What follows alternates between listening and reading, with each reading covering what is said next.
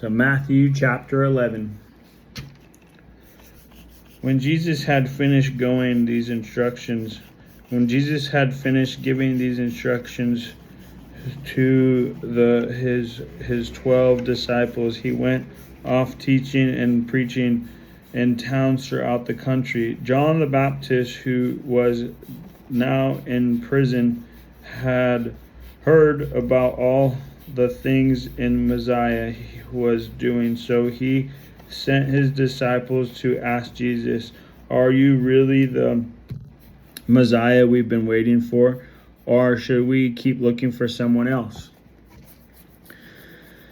Jesus told them, "Go back to John and tell him about what you have heard and seen. The blind see, the lame walk, the lepers are cured, and the deaf hear, the dead arise to life.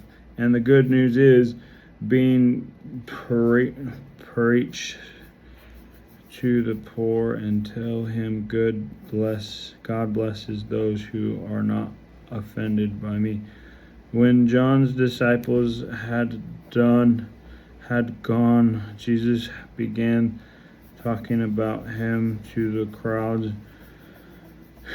"Who is this man in the wilderness that you want out to see? Do you find him weak as the reed, moved by every breath of wind? Or were you expecting to see a man dressed in expensive clothes? Those who dress like that live in places not but in the wilderness. Were you looking for a prophet? Yes, and he is more than a prophet. John is the man to whom the scriptures refer when they say, 'Look, I'm sending my messengers before you, and he will prepare your way before you.'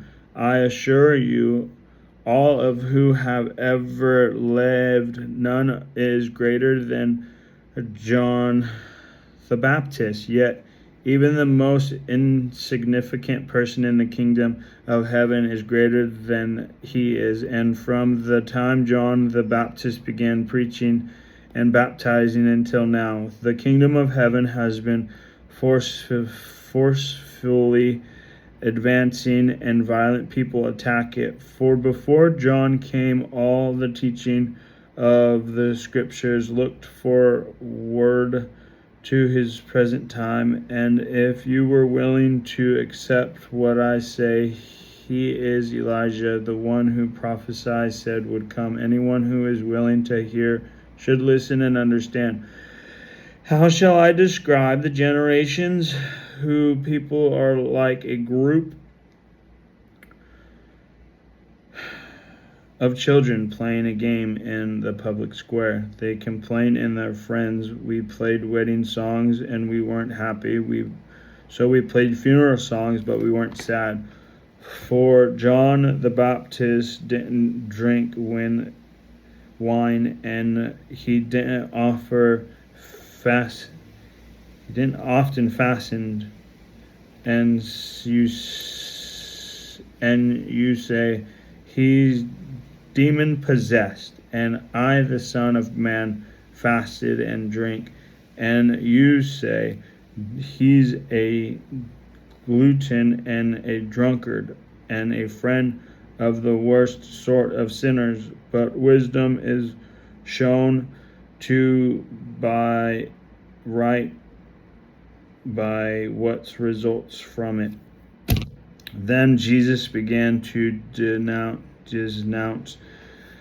the cities where we had done most of his miracles, became thus hadn't turned from their sins and turned to God.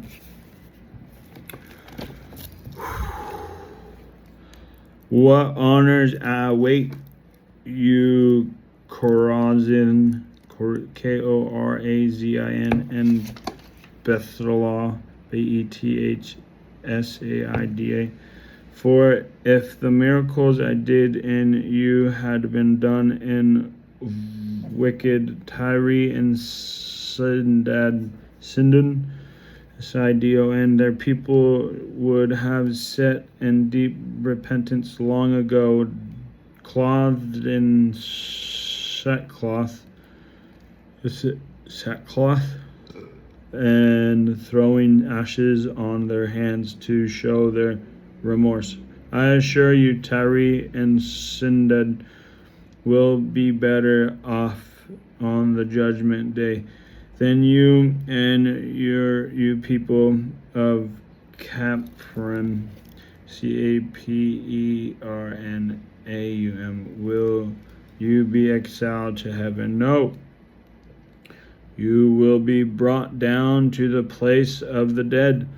For the miracles I did for you had been done in Sodom, it would still be here today. I assure you, Sodom will be better off on a judgment day than you. Then Jesus prayed this prayer. O Father, Lord of heavens and earth, thank you for holding the truth from those who think themselves so wise and clever, and for revealing it to the childlike. Yes, Father, to it pleased you to do it this way. My Father has given me authority over everything. No one really knows the Son except the Father, and no one really knows the Father except the Son. And these are and those to whom the Son chooses to reveal him. Then Jesus said, Come to me, all of you who are very weary and have heavy burdens, and I will give you rest. Take on yoke upon you like me, teach you, because I am humble and gentle, and you will find rest for your souls. For my yoke fits perfectly, and the burden I give you is light.